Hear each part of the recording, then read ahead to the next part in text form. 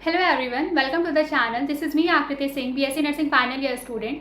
आज के इस वीडियो में हम यूपी सीनेट 2025 के रिजल्ट को डिटेल में डिस्कस करेंगे, जिसमें हम देखेंगे कि expected cut off government nursing college के लिए as well as private nursing college के लिए क्या रहने वाली है, सेफ स्कोर जोन क्या है, जिन बच्चों का सिलेक्शन नहीं हुआ है, मीन्स बहुत ही लो मार्क्स आए हैं, उनके लिए कौन से अदर ऑप्शंस बेस्ट हैं, काउंसलिंग प्रोसेस क्या होने वाली है, लिस्ट ऑफ कॉलेजेस कैसे चेक करना है, काउंसलिंग में अपीयर होने के पहले कौन से डॉक्यूमेंट्स आपको अपने पास रेडी कर लेने हैं। तो एक ही वीडियो में हम आपके रिजल्ट से लेकर के आपके एडमिशन प्रोसेस तक का सारा स्टेप डिस्कस कर लेंगे। तो वीडियो को एंड तक देखिएगा, वीडियो बहुत ही ज़्यादा यूजफुल है। फटाफट से चैनल को सब्सक्राइब करके बेल आइकन पे क्लिक कर लीजिए, जिससे अपकमिंग वीडियोस की सारी नोटिफिकेशन आपको मिलती रहे। ओके, सो बात करें हम Uttar Pradesh common nursing entrance test 2025 के रिजल्ट की। So dear student, as we all know कि रिजल्ट आ चुके हैं, ठीक है। साइट पे आप अपना लॉगिन करके रिजल्ट अब तक देख भी चुके होंगे। तो इस बार का जो रिजल्ट है, लाइक टोटल मार्क्स जो बीएससी नर्सिंग के लिए है, दैट इज ऑफ 120, ठीक है, 120, दैट इज 120, ठीक है, ये आपका टोटल मार्क्स है। अब इसमें अगर आप 90 प्लस स्कोर है आपका, ठीक है, 90 प्लस स्कोर है, तब तो आप बिल्कुल बेस्ट वाले सेफ जोन में हो। कॉलेज आपको मिल जाएगा, गवर्नमेंट कॉलेज मिलने के चांसेस मतलब 95% तक हैं। 5% का ये इसलिए हम एक्सेप्शन रखते हैं, क्योंकि बहुत बार ऐसा होता है कि बच्चे काउंसलिंग में थोड़ी गड़बड़ी कर देते हैं, जिससे उनका कॉलेज मिलते मिलते भी मिस हो जाता है। तो ऐसी गलती आप ना करें, इसके लिए आप हमसे अपना admission as well as counselling guidance ले सकते हैं। कांटेक्ट करने के लिए डिटेल्स स्क्रीन पे मेंशन है, आप इस नंबर के थ्रू हमसे कांटेक्ट कर सकते हैं। तो अगर आपके 90 प्लस मार्क्स हैं तो इट इज़ ऑब्वियस कि आपको गवर्नमेंट कॉलेज मिल जाएगा, ठीक है। आउट ऑफ 120 की हम बात कर रहे हैं, टोटल 120 मार्क्स का आपका पेपर था, जिसमें आपका जो स्कोर है 90 प्लस है। तो आप गवर्नमेंट कॉलेज के बारे में सोचिए, आप डिजर्व करते हैं, आपका हक बनता है गवर्नमेंट कॉलेज में एडमिशन लेना, ठीक है। तो आप गवर्नमेंट कॉलेज के लिए अच्छे से प्रिपेयर रहो, अच्छे से काउंसलिंग कराना, चांसेस हाई हैं कि आपको government college, government nursing college मिल जाएगा। अब बात करें हम 90 बिलो वाले बच्चों की, बट 60 एबव, मीन्स अगर आपका जो स्कोर है वो 60 प्लस है बट 90 से बिलो है, तो स्टूडेंट आपको प्राइवेट कॉलेज मिलेगा, ठीक है, प्राइवेट कॉलेज मिल जाएगा। प्राइवेट कॉलेज में आपको आईएनसी अप्रूव्ड कॉलेज मिल जाएंगे, ठीक है, आईएनसी अप्रूव्ड कॉलेज आपको मिल जाएंगे। अब बच्चों के मन में ये डाउट आता है कि गवर्नमेंट कॉलेज की फीस तो मतलब ठीक है, ईजिली पे कर सकते हैं, बट प्राइवेट कॉलेज की फीस तो बहुत हाई होती है, क्या ही फायदा एग्जाम क्वालिफाई करने का, फीस तो भर ही नहीं पाएंगे। तो जो कॉलेज, गवर्नमेंट कॉलेज की fees as well as private college की फीस को भी हम डिस्कस करेंगे, वीडियो को एंड तक देखिएगा। अभी के लिए हम expected cut off government college के लिए as well as private college के लिए डिस्कस कर रहे हैं। तो अगर आपका मार्क्स 60 प्लस है और 90 बिलो है, मीन्स 60 से लेकर के 90 के बीच में है, तो आप आईएनसी अप्रूव्ड प्राइवेट कॉलेजेस के लिए आराम से एलिजिबल हो। चांसेस हाई हैं कि आपको आईएनसी अप्रूव्ड प्राइवेट कॉलेज मिल जाएगा, ठीक है।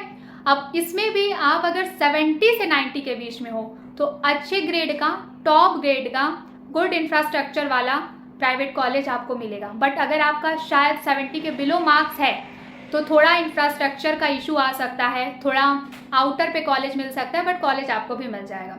अब बात करते हैं हम 60 बिलो, मीन्स उन बच्चों की जिनका जो स्कोर है वो 60 के बिलो है, ठीक है, बट 40 अबव है। सो देखो student, to be very honest, आप लोग क्रिटिकल जोन में हो, दैट इज डेंजर जोन। आपको मैं मतलब देखो मैनिपुलेट नहीं करूँगी, टू बी वेरी ऑनेस्ट, 40 से 60 तक अगर आपका मार्क्स है तो आप काउंसलिंग कराने के लिए एलिजिबल हो, दैट्स कम्प्लीटली ट्रू कि आप काउंसलिंग कराने के लिए एलिजिबल हो। बट बच्चों, चांसेस बहुत लो है कि आपको कोई प्राइवेट कॉलेज मिले, ठीक है, चांसेस बहुत लो है। और अगर मिलता भी है तो मे बी वो कॉलेजेस आईएनसी अप्रूव्ड ना हो, या फिर कहीं आउटर पे हो, ठीक है, उसका लोकेशन सही ना हो, इंफ्रास्ट्रक्चर सही ना हो, फैकल्टीज सही ना हो, लो ग्रेड का कॉलेज मिलने का थोड़ा बहुत चांस है। तो इसमें बहुत परेशान होने वाली बात नहीं है, because UP senate was just an exam बच्चों, जिसका मार्क्स आया, wish you good luck student. But जो बच्चों का अच्छा मार्क्स नहीं आया है उनको परेशान होने की बिल्कुल ज़रूरत नहीं है, आपके पास और भी कई सारे अच्छे अच्छे करियर ऑप्शंस हैं, because life is not just about BSc nursing ना, it's about creating and exploring a lots of academic fields. अगर बीएससी नर्सिंग में आपको सीट मिल जाती है यूपी सीनेट एग्जाम के through, then that's okay, that's a good thing. But अगर नहीं भी मिलती है तो ये बहुत कोई बुरी चीज़ नहीं है। It was just an exam, आपने एग्जाम दिया, क्वालिफाइंग मार्क्स आया नहीं आया, लो मार्क्स आया, कैटेगरी रैंक बहुत ज़्यादा हाई थी जिसकी वजह से आपको नहीं मिल पाया कॉलेज, सो ठीक है, it's just a normal thing, इसमें इतना ज़्यादा परेशान होने वाली बात नहीं है। तो आप अपना माइंड सेट ना हमेशा पॉजिटिव और नेगेटिव दोनों चीज़ों को लेके चला करो कि हाँ सिलेक्शन हुआ दैट्स गुड, सिलेक्शन नहीं हुआ तो कोई बात नहीं, ये भी प्रोबेबिलिटी थी। क्योंकि जब भी हम किसी एग्जाम में अपीयर होते हैं एंट्रेंस एग्जाम में, तो दो ही प्रोबेबिलिटी होती है ना बच्चों, या तो हमारा सिलेक्शन होगा और हमें कॉलेज मिल जाएगा, या तो हमारा सिलेक्शन नहीं होगा हमें कॉलेज नहीं मिलेगा, दैट्स सिंपल थिंग। और जस्ट एक एंट्रेंस एग्जाम था, और अगर एक एंट्रेंस एग्जाम में आपका अच्छा मार्क्स नहीं आया, इसका ये मतलब नहीं कि आप पढ़ने में अच्छे नहीं हो, आप बहुत पढ़ने में अच्छे हो, हर एक बच्चा पढ़ने में अच्छा होता है। अगर आपका यूपी सीनेट में अच्छा नहीं आया तो आप किसी और फील्ड में अच्छा करोगे, इसलिए बिल्कुल परेशान मत होना। हमने यहाँ एक्सपेक्टेड स्कोर के बेसिस पे एक मतलब कॉलेजेस का एक्सपेक्टेड कट ऑफ प्रेडिक्ट किया है कि गवर्नमेंट कॉलेज के लिए आपको क्या चाहिए, ठीक है, और प्राइवेट कॉलेज में आईएनसी अप्रूव्ड कॉलेज के लिए आपको कौन सा कितना स्कोर रेंज आपके होना चाहिए, ठीक है। अब देखो कैटेगरी वाइज अगर हम बात करें तो बहुत ज़्यादा मेजर डिफरेंस नहीं है, 5-10 नंबर का मेजर डिफरेंस है। जो मैंने एक्सपेक्टेड रेंज बताया है कि आप 90 प्लस हो तो आपको गवर्नमेंट कॉलेज मिल जाएगा, उसी में 5 to 10 मार्क्स आप थोड़ा और अपने लिए चांस रख लो। लाइक अगर आप ओबीसी एसटी एससी कैटेगरी से बिलोंग कर रहे हो तो 80 प्लस तक आप रख लो, बस 5 से 10 नंबर का ही वेरिएशन है, बहुत ज़्यादा मेजर डिफरेंस नहीं है। तो एक बार दोबारा से कंक्लूड करती हूँ, अगर आप 90 प्लस से लेकर के 90 प्लस आपका मार्क्स है, क्योंकि टोटल 120 मार्क्स का था जिसमें आपका 90 प्लस स्कोर है, सो इट इज़ ऑब्वियस कि आप गवर्नमेंट कॉलेज के बारे में सोचो, अच्छे से काउंसलिंग कराओ, आपको गवर्नमेंट कॉलेज मिल जाएगा। अगर आप 90 के बिलो हो बट 60 एबव हो तो आपको गवर्नमेंट कॉलेज मिलने के चांसेस लो हैं, बट आपको प्राइवेट कॉलेजेस बहुत ही टॉप ग्रेड के आईएनसी अप्रूव्ड मिलेंगे, ठीक है। बट आप 60 से 40 वाले रेंज में हो, ठीक है, 40 एबव हो बट 60 है, तो देखो to be very honest government college का बिल्कुल चांस नहीं है। प्राइवेट कॉलेज में आईएनसी अप्रूव्ड मिले, good infrastructure, good faculty, academic wise अच्छा कॉलेज मिले, इसके चांसेस भी बहुत लो हैं। बट आप काउंसलिंग के लिए एलिजिबल हो तो आप चाहो तो काउंसलिंग करा सकते हो, ठीक है। सो अब हमने डिस्कस कर लिया, हमने बात कर ली कि कौन से स्कोर के रेंज वाले बच्चे कौन से टाइप के कॉलेज के लिए एलिजिबल हैं, मतलब किस टाइप के कॉलेज के लिए अपने प्लान कर सकते हैं काउंसलिंग, ठीक है। अब हम बात करें आपके काउंसलिंग का, तो देखो काउंसलिंग स्टार्ट अभी हुई नहीं है, अभी जस्ट रिजल्ट आया है। काउंसलिंग के रिगार्डिंग जैसे ही ऑफिशियल साइट पे कोई भी न्यूज़ आएगी मैं आपके साथ शेयर करूंगी, जो भी नोटिस आएगी मैं आपको अपडेट करूंगी, ठीक है। तो काउंसलिंग का क्या है बट हम डिस्कस कर लेते हैं। तो जब काउंसलिंग प्रोसेस स्टार्ट होगा तो ABVMU that is Atal Bihari Vajpayee medical university बच्चों पूरा काउंसलिंग का स्केड्यूल आपके साथ शेयर करेगी कि आपको किस डेट पे काउंसलिंग करानी स्टार्ट करनी है, कौन से डेट पे रजिस्ट्रेशन करना है, कब आपको कॉलेज का चॉइस फिलिंग लॉक करना है, ठीक है। कॉलेज का आपने जो चॉइस फिलिंग लॉक करा है वो कब सीट अलॉट हुआ कि नहीं हुआ, कौन से डेट पे आपको पता चलेगा।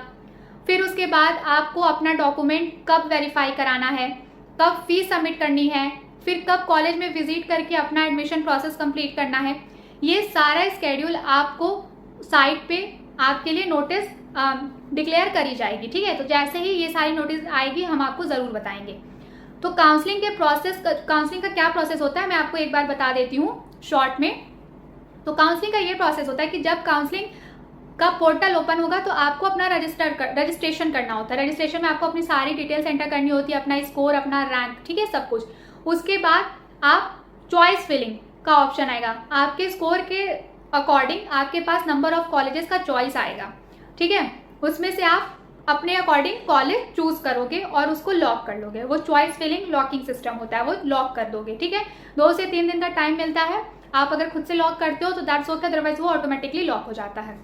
फिर वो आपने उतने नंबर ऑफ कॉलेजेस सेलेक्ट कर लिया, फिर कुछ दिन का टाइम लगता है उस काउंसलिंग का रिजल्ट आने में कि आपने जो कॉलेजेस सेलेक्ट किए थे आपके स्कोर और आपके रैंक के बेसिस पे उनमें से कोई कॉलेज अगर आपको अलॉट होना होगा तो होगा, नहीं होना होगा तो भी नॉट एलिजिबल या कुछ भी ऐसा रिमार्क लिख के रिजल्ट काउंसलिंग के रिजल्ट पे आएगा, ठीक है।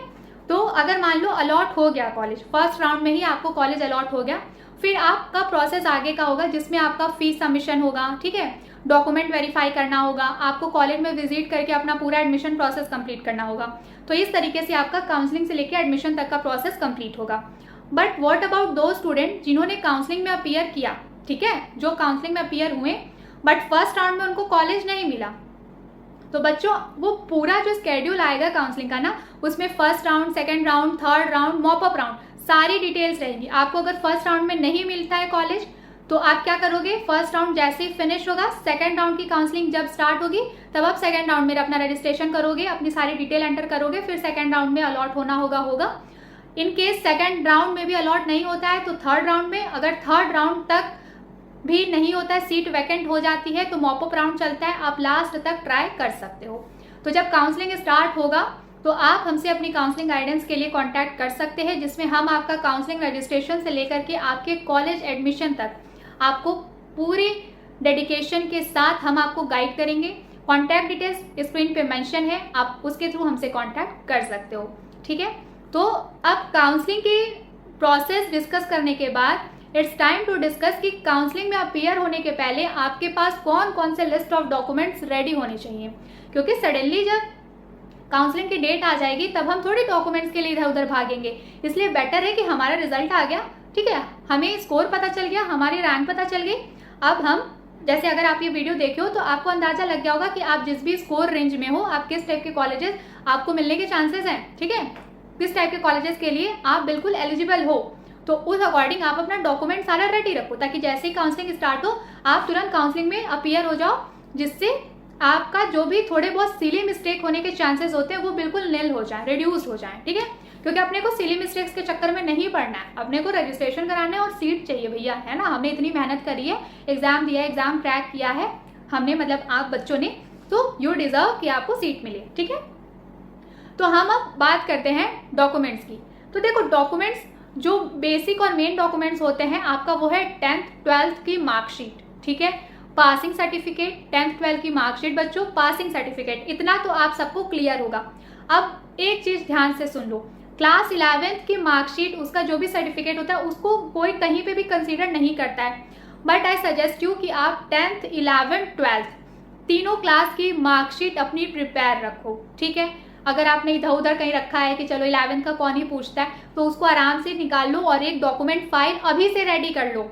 एक डॉक्यूमेंट फाइल मिलेगी आपको अप्रॉक्स 120-130 रुपीज़ में, 200 तक, नॉर्मल सी एक अच्छी सी चेन जिप लॉक वाली डॉक्यूमेंट फाइल आती है ना, वो आप एक डॉक्यूमेंट फाइल ले लो और जो लिस्ट ऑफ डॉक्यूमेंट्स मैं आपको बता रही हूँ वो सारे डॉक्यूमेंट्स अपने पास रेडी रखो, उस फाइल में रखो अपना जिप, डॉक्यूमेंट फाइल का जिप जो है, चेन जो है, उसको लॉक करो बेटा, सेफली डॉक्यूमेंट रेडी रखो। जैसे ही काउंसलिंग स्टार्ट होगी सारे डॉक्यूमेंट्स के लिए आपको इधर उधर भागना नहीं पड़ेगा, वो फाइल ओपन करो, सारे डॉक्यूमेंट्स आपके पास रहेंगे। उसमें आपको क्या क्या रेडी रखना है, 10th का मार्कशीट, 12th का मार्कशीट, ठीक है, और 11th का भी रिजल्ट अपने पास रखो। 10th 12th का पासिंग सर्टिफिकेट ये आपका ओरिजिनल है। अब इन ओरिजिनल डॉक्यूमेंट्स की मिनिमम 5 जेरोक्स कॉपी अपने पास रेडी रखो। 10th का 5 जेरोक्स अलॉन्ग विथ ओरिजिनल, एक आपका ओरिजिनल है, उस एक ओरिजिनल कॉपी का 5 जेरोक्स। 11th का चलो बहुत ज़्यादा जरूरी नहीं है, तो 3 कॉपी भी, अगर 3 जेरोक्स कॉपी अगर करा लेते हो दैट्स ओके। फिर 12th का जो भी आपका पासिंग सर्टिफिकेट है, रिजल्ट है, अच्छे से 5-5 सेट जेरोक्स करा लो, फोटो स्टेट, ठीक है, रख लो। ये आपके डॉक्यूमेंट की बात हो गई। बाकी आपका टीसी दैट इज ट्रांसफर और माइग्रेशन सर्टिफिकेट, कैरेक्टर सर्टिफिकेट, ये आपको कहाँ से मिलेगा, ये आपको बच्चों आपके स्कूल से मिलेगा जहाँ से आपने 12th पास आउट किया है, ठीक है। तो वहाँ से आप अपना टीसी और सीसी कलेक्ट कर लो उसको। ये तो वैसे कॉलेज एडमिशन के टाइम पे ओरिजिनल ही लगेगा, बट 2-2 कॉपी, ठीक है, 2 कॉपी टीसी का, 2 कॉपी सीसी का, जेरोक्स करा लो, अपने पास रख के रहो। बाकी वो तो ओरिजिनल आप उन कॉलेज को दे दोगे एडमिशन के टाइम पे, ठीक है। तो अभी के लिए अपने, अगर आपने स्कूल से कलेक्ट कर लिया है तो बहुत अच्छी बात है, अगर नहीं किया है तो अपना टीसी और सीसी कलेक्ट कर लो स्कूल जाके। TC is your transfer certificate और migration certificate and CC is your character certificate, ठीक है। फिर आपका आधार कार्ड हमारा आइडेंटिटी, ठीक है, हम सबके पास है, बट अगर आपके आधार कार्ड में कुछ अपडेट कराने का पेंडिंग रह गया हो, ठीक है, मान लो कुछ करेक्शन वगैरह हो, तो बच्चों वो अभी से करा लो। क्योंकि जब आधार कार्ड इज समथिंग कि आप कोई भी एप्लीकेशन फॉर्म भरो, कोई भी काउंसलिंग कराओ, कहीं भी एडमिशन लो, हर चीज़ में ज़रूरत पड़ती है। तो अगर मान लो उसमें थोड़ा बहुत कुछ आपको अपडेट कराना है या फिर कोई करेक्शन है तो वो सब अभी से करा के अपना रेडी रख लो ताकि आपको कोई दिक्कत ना आए। वैसे आपने एग्जाम दे चुके हो आप, तो आधार कार्ड में आई डोंट थिंक कि आपका कोई इशू पेंडिंग होगा। तो अपना आधार कार्ड अच्छे से संभाल के अपने पास रखो और आधार कार्ड की 5 जीरोक्स कॉपी रखो, क्योंकि आधार कार्ड की जीरोक्स कॉपी तो हर जगह लगानी होती है। जिस तरीके से 10th 12th की मार्कशीट की जीरोक्स कॉपी लगती है वैसे ही आधार कार्ड की भी जीरोक्स कॉपी लगती है। तो आधार कार्ड जो आपका ओरिजिनल है वो अपने डॉक्यूमेंट फाइल में सेफली रखो, प्लस उसकी 5 जीरोक्स कॉपी करा के रखो, ठीक है। तो 10th 12th की मार्कशीट, पासिंग सर्टिफिकेट, 11th का रिजल्ट, TC CC, ठीक है, आधार कार्ड, इतने सारे documents original along with their xerox copies, ठीक है। पासपोर्ट साइज फोटो, देखो पासपोर्ट साइज फोटो जो आपने ABVM एग्जाम के टाइम पे आपके पास था वही हो तो बेटर है। 8 या 16 कॉपी का सेट बनता है, तो आई सजेस्ट यू कि भैया 16 कॉपी वाला सेट ले लो। क्या ही करना है, फोटो तो काम आएगी, और आप जब एक बार कॉलेज में एडमिशन ले लोगे ना तो बहुत सारा प्रोसेस होता है जहाँ पे पासपोर्ट साइज फोटो लगानी होती है, तो हर जगह अलग अलग फोटो लगाने से बेटर है एक 16 कॉपी वाला सेट जो जिसमें 16 पासपोर्ट साइज फोटोज होती हैं वो अपना रेडी करा के अपने पास एनवेलप में, छोटे एनवेलप में करके रख लो, ठीक है। पासपोर्ट साइज फोटो हो गया। अब बहुत इंपॉर्टेंट चीज, डोमिसाइल। डोमिसाइल क्या है? निवास। जैसे आपका जाति प्रमाण पत्र और निवास प्रमाण पत्र होता है ना, अब जैसे कि ये स्टेट का है तो शायद इसमें निवास प्रमाण पत्र की जरूरत ना पड़े, बट जब भी हम कहीं एडमिशन कराते हैं तो निवास, जाति, ये सारी चीजें हमें ज़रूरत पड़ती है। अगर आप रिजर्व कैटेगरी से बिलोंग करते हो तो आपके पास कास्ट सर्टिफिकेट होना चाहिए। डोमिसाइल का कोई इशू ना आए, इसलिए अपने आइडेंटिटी के लिए अपने पास अपना डोमिसाइल दैट इज निवास प्रमाण पत्र बनवा के रखो बच्चों। ज़रूरत पड़ेगी तो यूज़ करेंगे, नहीं पड़ेगी तो ये ज़रूर, मतलब कि हमारे पास 3 साल तक वैलिड रहता है, तो आप अपने पास रखो, क्योंकि बहुत बार होता है यूपी स्कॉलरशिप के फॉर्म वगैरह भरने में भी काम आते हैं, तो अपने पास रखो, ठीक है। जब जरूरत पड़ेगी तो आपको इधर उधर भागना नहीं पड़ेगा, अपने पास रेडी रखो, ठीक है। तो निवास हो गया, दैट इज योर डोमिसाइल। और उसके साथ साथ आप अगर आप रिजर्व कैटेगरी से हो तो अपना कास्ट सर्टिफिकेट रेडी रखो। ये सारी चीज़ें हो गई। उसके बाद ये सारा इंपॉर्टेंट था। अब एक बहुत इंपॉर्टेंट बात बताने जा रही हूँ, कान खोल के सुनो और चैनल को सब्सक्राइब कर लेना, क्योंकि अब जो पॉइंट बताने जा रही हूँ अगर आपको इसके रिगार्डिंग कोई भी डाउट आएगा तो चैनल के थ्रू और कॉन्टैक्ट डिटेल जो स्क्रीन पे मेंशन है उसके थ्रू आप मुझसे कॉन्टैक्ट कर सकते हो, ताकि बाद में आपको ढूंढना ना पड़े कि कौन सा चैनल था, कहाँ पे ये बातें बताई गई थी, ठीक है। तो that is your affidavit. Affidavit क्या होता है बच्चों? अगर आप 12th के बाद जस्ट यूपी सीनेट में अपीयर हुए थे और आप यूपी सीनेट में अपीयर हुए और आपका सिलेक्शन हो गया, आप एडमिशन ले रहे हो, तो दैट्स ओके, आपको एफिडेविट की कुछ खास जरूरत नहीं पड़ेगी।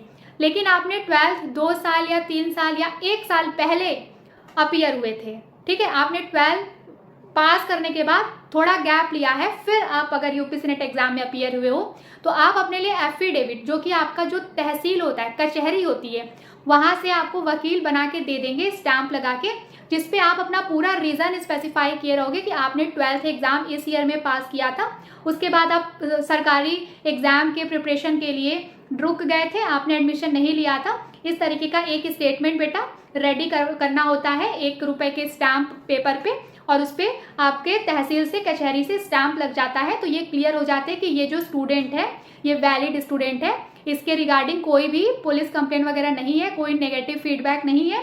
ये बच्चा 1 साल या 2 साल या 3 साल का ड्रॉप इसलिए लिया था क्योंकि इसको तैयारी करनी थी किसी भी प्रतियोगी परीक्षा की, किसी भी कॉम्पिटिटिव एग्जाम की, ठीक है। तो ये हम अपनी सेफ्टी के लिए रखते हैं। जैसे कि जब मैं नीट में अपीयर हुई थी बच्चों, तो मैं 12th पास आउट करने के बाद मैंने 1 साल का ड्रॉप लिया था, फिर मैं नीट में अपीयर हुई थी, तो उसके लिए मैंने अपना एफिडेविट रेडी कराया था कि अगर ज़रूरत पड़ेगी तो मैं वो एफिडेविट पे मेरे लिखा था कि मैं 12th पास करने के बाद कॉम्पिटिटिव एग्जाम की प्रिपरेशन कर रही थी, जिसलिए मैंने तुरंत ग्रेजुएशन में एडमिशन नहीं लिया। फिर ये एफिडेविट मेरे काम आया जब मैं नर्सिंग कॉलेज में एडमिशन लेने गई तब, ठीक है। तो इसलिए आप भी एफिडेविट अपना रेडी रखो। इस वीडियो में मैं आपको डॉक्यूमेंट्स के बारे में पहले से बता दे रही हूँ क्योंकि आपको ये सारी चीज़ों की ज़रूरत पड़ेगी, ठीक है। आई डोंट वांट कि कोई भी बच्चा एडमिशन कराने की जगह डॉक्यूमेंट्स के पीछे भागे। डॉक्यूमेंट्स पहले से रेडी रखो बच्चों। आपका जब एडमिशन प्रोसेस स्टार्ट हो तो सीधा आपका एडमिशन प्रोसेस जाके कंप्लीट करो और एडमिशन ले लो। डॉक्यूमेंट के लिए इधर उधर उस टाइम पे मत भागना, ठीक है। तो जो डॉक्यूमेंट की लिस्ट बता रही हूँ वो लिस्ट रेडी रख लो। अब बात करें हम दूसरे स्टेट के बच्चों की जो उत्तर प्रदेश से बिलोंग नहीं कर रहे हैं बट उन्होंने यूपी सीनेट का एग्जाम दिया है, तो ऐसे स्टूडेंट को कास्ट सर्टिफिकेट की ज़रूरत शायद नहीं पड़ेगी, क्योंकि आप सभी बच्चे जो उत्तर प्रदेश स्टेट के बाहर से बिलोंग हो, अदर स्टेट से लाइक बिहार से हो, एमपी से हो या दूसरे किसी स्टेट से हो, और आप यूपी सीनेट के through Uttar Pradesh nursing college में एडमिशन ले रहे हो, तो बच्चों आप जनरल स्टूडेंट की कैटेगरी में ही काउंट किए जाओगे और आपको जनरल काउंसलिंग ही करानी पड़ेगी। आपको कोई भी रिजर्व्ड काउंसलिंग या रिजर्व्ड सीट का बेनिफिट नहीं मिलेगा एज पर प्रीवियस रूल। अब इस बार अगर काउंसलिंग में कुछ रूल चेंजेस आते हैं तो बता दिया जाएगा, ठीक है। अब हम बात करते हैं बच्चों सीट मैट्रिक्स की। काउंसलिंग के डॉक्यूमेंट्स डिस्कस करने के बाद अब हम सीट मैट्रिक्स डिस्कस कर लेते हैं कि कितने नंबर ऑफ पार्टिसिपेटिंग कॉलेजेस हैं, कितने नंबर ऑफ प्राइवेट कॉलेज हैं, कितने गवर्नमेंट कॉलेज हैं, ठीक है। सो डियर स्टूडेंट, सुनने में ऐसा पहले आ रहा था कि 23 + 23 लाइक 23 गवर्नमेंट कॉलेज थे और 23 गवर्नमेंट कॉलेज ऐड होने थे, बट अभी तक नहीं हुए हैं। तो अभी के लिए आप प्रीवियस डेटा के बेसिस पे मान के चलो कि आपके पास यूपी सीनेट में 23 गवर्नमेंट कॉलेज हैं, ठीक है। यूपी सीनेट में 23 गवर्नमेंट कॉलेज हैं, ये आपको अभी मान के चलो। अगर कॉलेज ऐड होते हैं तो जब काउंसलिंग का स्केड्यूल आएगा तो उसमें लिस्ट ऑफ पार्टिसिपेटिंग कॉलेजेस का भी एक पूरा लिस्ट आ जाता है। तो गवर्नमेंट कॉलेज अपने पास 23 हैं। प्राइवेट कॉलेज की बात करें तो देखो प्राइवेट कॉलेज की भी जो सीट मैट्रिक्स होती है वो अलग अलग होती है। किसी डिस्ट्रिक्ट में किसी कॉलेज में 60 होगी, ठीक है, किसी कॉलेज में 40 होगी, किसी में 100 होगी। तो seat matrix college to college vary करती है, ओके। अराउंड आप अपना डेटा प्रीवियस डेटा के बेसिस पे मान के चलो हमारे पास 11,000 की अप्रॉक्स सीट रहेगी, ठीक है, टोटल गवर्नमेंट प्राइवेट सब मिला के। अब आप इस रैंक के अंडर हो, ठीक ठाक रैंक है आपकी, तो कॉलेज मिल जाएगा, ठीक है। अब प्राइवेट कॉलेज में भी अगर हम बात करें आईएनसी अप्रूव्ड कॉलेजेस की, और जो कॉलेज आईएनसी अप्रूव्ड नहीं है तो उन बच्चों को किस बात का डाउट रहता है कि जो आईएनसी अप्रूव्ड नर्सिंग कॉलेज वाले बच्चे हैं उनको लगता है कि वो कॉलेज कंप्लीट करने के बाद किसी भी स्टेट में जाकर के जॉब कर सकते हैं। हाँ जी, आपको बिल्कुल सही लगता है, बट व्हाट अबाउट दो स्टूडेंट जिनको आईएनसी अप्रूव्ड कॉलेज में एडमिशन नहीं मिला बट उन्होंने नर्सिंग करी है, मेहनत तो उन बच्चों ने भी की है। तो देखो बच्चों, आपको बिल्कुल परेशान होने की जरूरत नहीं है। आईएनसी अप्रूव्ड कॉलेज से अगर आप नहीं किए हो नर्सिंग तो भी आपको गवर्नमेंट जॉब मिलेगी। आपको गवर्नमेंट जॉब कहाँ मिलेगी? आपके स्टेट में मिलेगी। स्टेट लेवल पे जो वैकेंसीज आती हैं, डिस्ट्रिक्ट लेवल पे जो वैकेंसीज आती हैं, उसमें आपको गवर्नमेंट जॉब ईजिली मिल जाएगा। और एक बात ध्यान में रख लो, गवर्नमेंट जॉब मिलना तभी पॉसिबल है जब आप स्किल्ड हो, आपके पास नॉलेज है। आप जस्ट आईएनसी अप्रूव्ड कॉलेज से नर्सिंग कर लो और आपको नर्सिंग प्रोसीजर्स पता ही नहीं है, नर्सिंग का बेसिक नॉलेज भी नहीं है, तो आपको कैसे जॉब मिलेगा? नहीं मिलेगा ना। लेकिन आप उस कॉलेज से नर्सिंग की हो जो आईएनसी अप्रूव्ड नहीं है, लेकिन आपने बहुत मेहनत करी है, तो आपका जब डिग्री आपको मिल जाएगी, आपका जो रजिस्ट्रेशन नंबर आपको मिल जाएगा, आप उस रजिस्ट्रेशन नंबर के बेसिस पे आप अपने स्टेट के, अपने डिस्ट्रिक्ट, मतलब स्टेट, उत्तर प्रदेश स्टेट में किसी भी डिस्ट्रिक्ट में अप्लाई कर सकते हो। बस आप सेंट्रल लेवल पे अप्लाई नहीं कर सकते हो, जैसे कि एम्स हो गया, बीएचयू हो गया, ठीक है, केजीएमयू हो गया। इन सारे कॉलेजेस में कुछ पोस्ट, इन सारे हॉस्पिटल्स में कुछ पोस्ट के लिए सिर्फ और सिर्फ INC approved BSc nursing colleges से नर्सिंग किए हुए बच्चों को ही परमिशन मिलता है। बट सिर्फ यही 3 हॉस्पिटल तो है नहीं, बहुत सारे हॉस्पिटल हैं, बहुत सारे गवर्नमेंट हॉस्पिटल हैं जो डिस्ट्रिक्ट लेवल पे हैं, स्टेट लेवल पे हैं, वहाँ पे आपको गवर्नमेंट जॉब करने की पूरी आज़ादी रहेगी, ठीक है। अगर आपको आईएनसी अप्रूव्ड कॉलेज नहीं मिलता है लेकिन आपको फिर भी नर्सिंग करनी है तो आप आराम से एडमिशन ले लो, ठीक है, उस कॉलेज में एडमिशन ले लो। आप भले ही सेंट्रल लेवल के गवर्नमेंट कॉलेज या हॉस्पिटल में जॉब नहीं कर पाओगे, बट आप स्टेट लेवल के कॉलेज में, हॉस्पिटल में गवर्नमेंट जॉब ईजिली कर पाओगे, ठीक है। दूसरी चीज़, हो सकता है जब आप बीएससी नर्सिंग पास आउट करके निकलो उस टाइम पे जो वैकेंसी आएगी जॉब के लिए, उसमें ऐसा कुछ ना रूल रहे कि आपने आईएनसी सर्टिफाइड कॉलेज से किया है या आईएनसी अप्रूव्ड या नॉन अप्रूव्ड कॉलेज से किया है। अगर ये सारा रिक्वायरमेंट वैकेंसी में नहीं मांगेगा तो आईएनसी अप्रूव्ड कॉलेज वाले बच्चे भी फॉर्म भरेंगे और आईएनसी से जो अप्रूव्ड नहीं है वो वाले कॉलेज के बच्चे भी फॉर्म भरेंगे, और जो ज़्यादा स्किल्ड रहेगा, जिसका सिलेक्शन होगा, उसको गवर्नमेंट जॉब मिलेगी, ठीक है। तो आईएनसी अप्रूव्ड कॉलेज और आईएनसी नॉन अप्रूव्ड कॉलेज को लेकर के आपके मन में जो डाउट है, आई होप क्लियर हुआ। बट स्टिल आपको कोई भी डाउट है एडमिशन रिगार्डिंग या अपने नर्सिंग करियर के रिगार्डिंग, तो feel free to ask me, contact details mention है, ठीक है। तो बच्चों, ये तो बात हो गई उन बच्चों की जिनका सिलेक्शन हो रहा है, चाहे लो मार्क्स है, चाहे मॉडरेट मार्क्स है, या फिर अच्छा खासा हाई स्कोर है। हम बात करेंगे अब उन बच्चों की जिनका मार्क्स बहुत ही ज़्यादा लो है, जिन्होंने यूपी सीनेट एग्जाम क्वालिफाई नहीं किया है। अब उन बच्चों के पास क्या करियर ऑप्शन है, अब हम उसको डिस्कस करेंगे। तो चलो बच्चों, अब हम बात करते हैं उन बच्चों के बारे में जिन्होंने Uttar Pradesh common nursing entrance test qualify नहीं किया है। तो देखो स्टूडेंट, परेशान होने की बिल्कुल जरूरत नहीं है। अगर आपने Uttar Pradesh common nursing entrance test qualify नहीं किया है तो कोई बात नहीं बच्चों, छोड़ो। बीएससी नर्सिंग की भीड़ के अलावा भी बहुत सारे अच्छे अच्छे कोर्सेज हैं जिसमें आप एडमिशन लेकर के एक अच्छा करियर बना सकते हो। तो वो कोर्सेज जैसे कि पैरामेडिकल कोर्सेज हैं, ठीक है, पैरामेडिकल में bachelor courses as well as diploma courses हैं, बी फार्म, फिजियोथेरेपी, ये सारी बहुत ही ट्रेंडिंग कोर्सेज हैं जिसमें एडमिशन ले करके आप एक बहुत ही अच्छा करियर बना सकते हो। तो अगर बीएससी नर्सिंग में एडमिशन नहीं हो रहा है तो आप B pharm, physiotherapy, D pharm, D optometry, ये सारे पैरामेडिकल कोर्सेज, फार्मास्यूटिकल कोर्सेज में एडमिशन लेके बहुत अच्छा करियर बना सकते हो। ओके, सो स्टूडेंट, अगर अब हम बात करें उन बच्चों के बारे में जिनका Uttar Pradesh common nursing entrance test qualify नहीं हुआ है, तो ऐसे बच्चों के लिए और अदर करियर ऑप्शन है जैसे कि पैरामेडिकल, जिसमें diploma as well as bachelor courses available हैं। उसमें से बहुत ही ट्रेंडिंग कोर्स है दैट इज फिजियोथेरेपी। उसके अलावा आप B pharma means pharmaceuticals courses के बारे में सोच सकते हो, जिसमें B pharm that is the bachelor और D pharm diploma in pharmacy, ये कोर्सेज का ऑप्शन भी आपके पास है। इन कोर्सेज में एडमिशन लेने के लिए आप हमसे कांटेक्ट कर सकते हो। कांटेक्ट डिटेल स्क्रीन पे मेंशन है। अगर आपने ऐसा सोच रखा है कि आपको पैरामेडिकल फील्ड में नहीं जाना है, आपको नर्सिंग फील्ड में ही रहना है, तो बीएससी नर्सिंग के अलावा आपके पास जीएनएम और एएनएम का ऑप्शन अवेलेबल है। अगर यूपी में, उत्तर प्रदेश में आपको जीएनएम या ANM that is general nursing and midwifery या फिर ऑक्सिलरी नर्सिंग मिडवाइफरी में अगर आपको एडमिशन लेना है, जीएनएम आपका 3 साल का कोर्स है, एएनएम आपका 2 साल का कोर्स है, दोनों डिप्लोमा इन नर्सिंग है, ठीक है, नर्सिंग में डिप्लोमा कोर्सेज है। अगर आपको इन सारे कोर्सेज में एडमिशन लेना है तो आप हमसे कांटेक्ट कर सकते हो, ठीक है।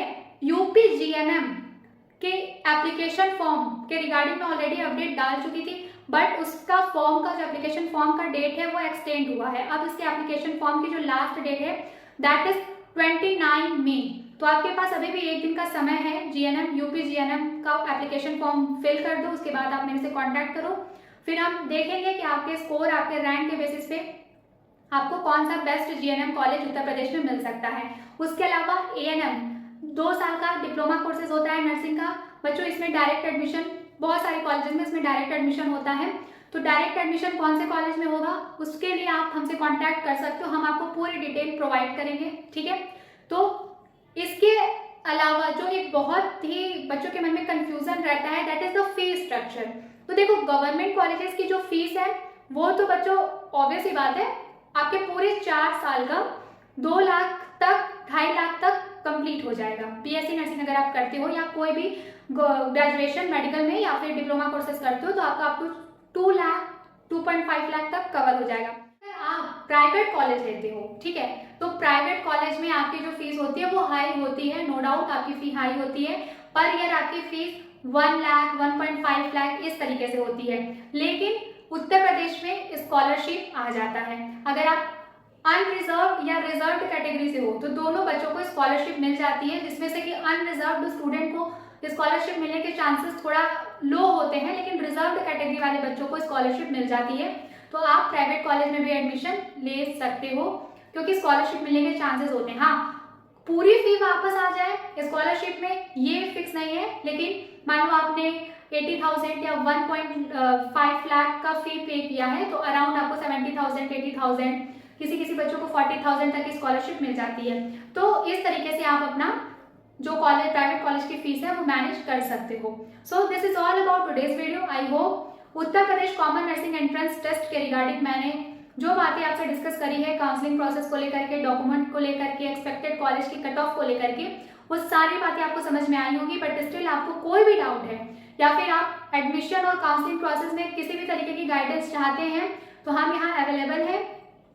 कॉन्टैक्ट डिटेल्स स्क्रीन पे मेंशन है, आप इस नंबर के थ्रू हमसे कॉन्टैक्ट कर सकते हो। दूसरी चीज, अगर आपको बीएससी नर्सिंग में एडमिशन नहीं मिल पा रहा है तो आप Uttar Pradesh GNM entrance test का एप्लीकेशन फॉर्म भरने का आपके पास एक और दिन का समय है, दैट इज 29 मई तक आपके पास टाइम है।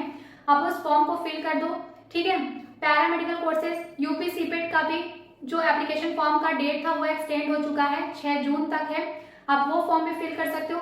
उसके अलावा बहुत सारे ऐसे कोर्सेज हैं पैरामेडिकल के, diploma as well as bachelor courses, जिसमें कुछ कॉलेजेस में डायरेक्ट एडमिशन होता है। डायरेक्ट एडमिशन भी कोई इलीगल प्रोसेस के थ्रू नहीं बच्चों, लीगल प्रोसेस के थ्रू आपके डॉक्यूमेंट्स को वेरीफाई करके, जिसमें जो मेरिट बेस्ड एडमिशन वाले कॉलेजेस होते हैं उन कॉलेजेस में आप एडमिशन ले सकते हो। GNM ANM में आप डायरेक्ट एडमिशन ले सकते हो।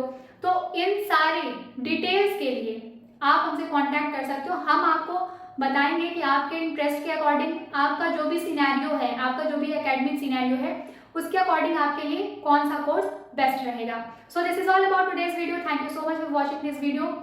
Keep watching and make sure to subscribe this channel. और चैनल सब्सक्राइब करने के साथ साथ बच्चों बेल आइकन पे जरूर क्लिक कर लेना, जिससे अपकमिंग वीडियोस की सारी नोटिफिकेशन आपको मिलती रहे। सो अगर आपका क्वालिफाई हो गया है यूपी सीनेट, कॉन्ग्रेचुलेशन। अगर नहीं हुआ है, no issues, it was just an exam. आपके पास और भी कई सारे अच्छे अच्छे करियर ऑप्शंस हैं। अगर समझ में नहीं आ रहा है कि कौन सा करियर ऑप्शन आपको ऑप्ट करना चाहिए, तो feel free to contact us, ठीक है। हमारी पूरी टीम आपके साथ हमेशा है। Once again thank you so much for watching this video. अपना ध्यान रखो, मन लगा के पढ़ाई करते रहो। हम जल्दी मिलेंगे नेक्स्ट वीडियो में।